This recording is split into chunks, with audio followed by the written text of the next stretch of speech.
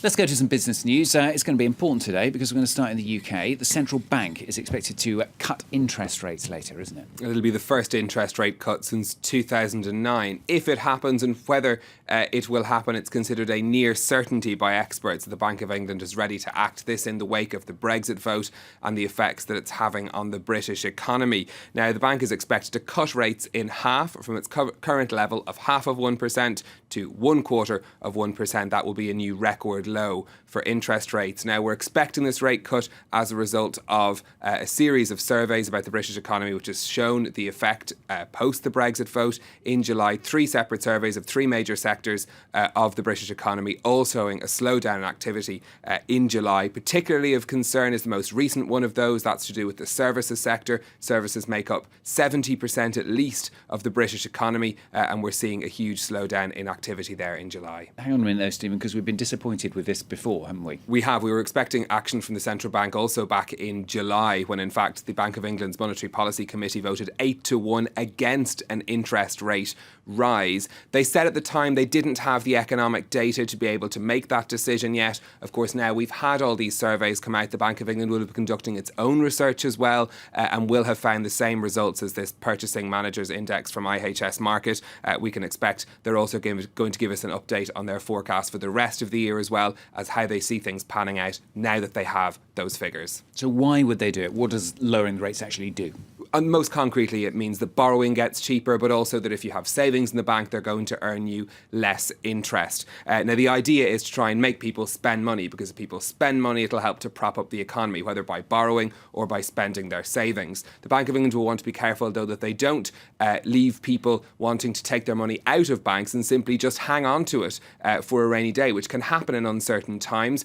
We're seeing perhaps signs that could already be happening. The amount of notes and coins in circulation in the UK has been on the rise in recent months. The Bank of England will be hoping that people will be getting out and spending that money.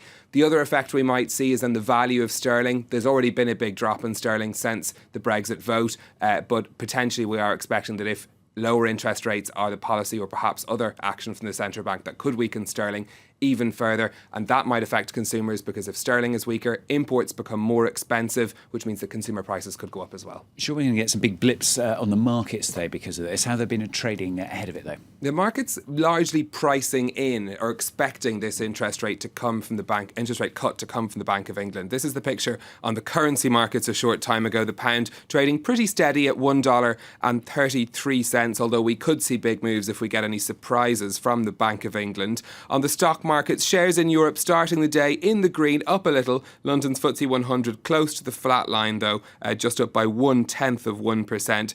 Banks among the gainers, also oil companies being boosted by a rise in the price of oil. On the Asian stock markets, it was a similar picture again. Oil prices pushing Asian shares into the green. The Nikkei in Tokyo finishing the day up by over 1%.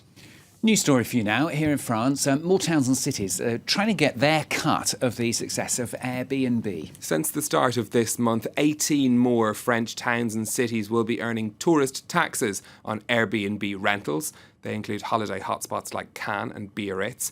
This is after pressure from city authorities. Airbnb began collecting the tax in Paris last year, and it's already earned the capital €1.2 million. Other cities hoping for a piece of that action, as Catherine Viette now reports.